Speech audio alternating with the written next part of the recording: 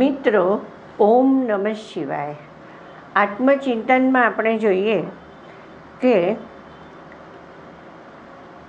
શ્રી રામકૃષ્ણ પરમહંસને એમના એક શિષ્ય શ્રી ગિરીશચંદ્ર ઘોષ કહે છે કે નરેન્દ્ર કહે છે કે ઈશ્વરના સમગ્ર સ્વરૂપની ધારણા થઈ શકતી જ નથી, તે અનંત છે.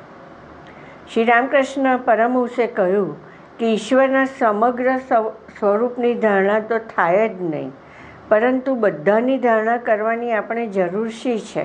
તેનું પ્રત્યક્ષ દર્શન કરીએ એટલે બસ, તેના એકાદ અવતારના દર્શન થયા એટલે તેના દર્શન થયા એમ સમજી લેવું. જો કોઈ ગંગા કિનારે જળને સ્પર્શ કરે તો તેણે ગંગાને સ્પર્શ કર્યો કહેવાય અને ગંગાનું દર્શન કર્યું કહેવાય. તેણે કંઈ હરિદ્વારથી ગંગા સાગર સુધી આખી ગંગાને સ્પર્શ કરવાની જરૂર નથી. અગ્નિ તત્વ લાકડામાં વિશેષ રૂપે છે. જો ઈશ્વર તત્વને શોધવું હોય તો મનુષ્યમાં શોધો. મનુષ્યમાં તેનો વિશેષ રૂપે પ્રકાશ થયેલો છે, જેનો પ્રેમ ઈશ્વર પ્રત્યે ઉછળી પડે છે, જે ઈશ્વરને માટે ગાંડોતુર બની ગયો છે અને જે તેના પ્રેમથી અલમસ્ત હાલતમાં ચકચૂર થઈને ફરે છે, તેનામાં ઈશ્વર પ્રગટ થયેલો જ છે એમ નિશ્ચયપૂર્વક માની લેવું. તે છે તો સર્વત્ર, સર્વ પદાર્થમાં, પણ કોઈક ઠેકાણે તેનો શક્તિનો આવિર્ભાવ વિશેષ પ્રમાણમાં રહેલો હોય છે અને કોઈક ઠેકાણે અલ્પ પ્રમાણમાં. જ્યાં મનુષ્યનું અંતઃકરણ અત્યંત શુદ્ધ હોય છે ત્યાં તેનો આવિર્ભાવ વિશેષ પ્રમાણમાં રહેલો હોય છે, પરંતુ જ્યાં અંતઃકરણ અશુદ્ધ હોય છે, જેનામાં મારું તારું મોહ માયા હોય છે, ત્યાં અલ્પ પ્રમાણમાં રહેલો હોય છે.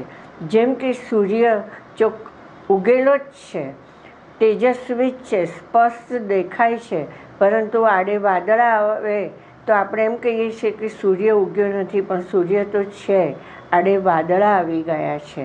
એમ આ મોહ માયારૂપી વાદળ આવે ત્યારે એનો આવિર્ભાવ આપણને દેખાતો નથી, એટલે કે આપણે એને સમજી શકતા નથી.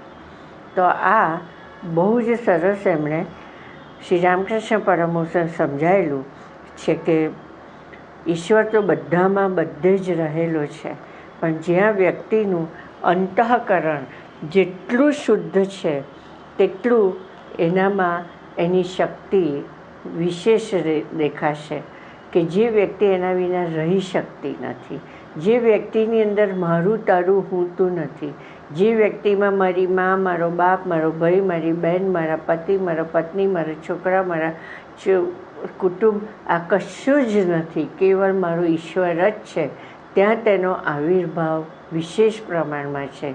એટલે કે એનામાં કોઈ પણ જાતનો મોહ નથી, માયા નથી. તો અને એ વ્યક્તિ ઈશ્વર પાછળ ગાંડી થઈ ગઈ હોય છે. એ એટલી બધી એના માટે એને અનન્ય ભાવ અને શ્રદ્ધા હોય છે કે એક પણ પળ એ એના વિના રહી શકતી નથી. તો મિત્રો, આપણે અહીં સુધી રાખીએ છીએ. ઓમ નમઃ શિવાય.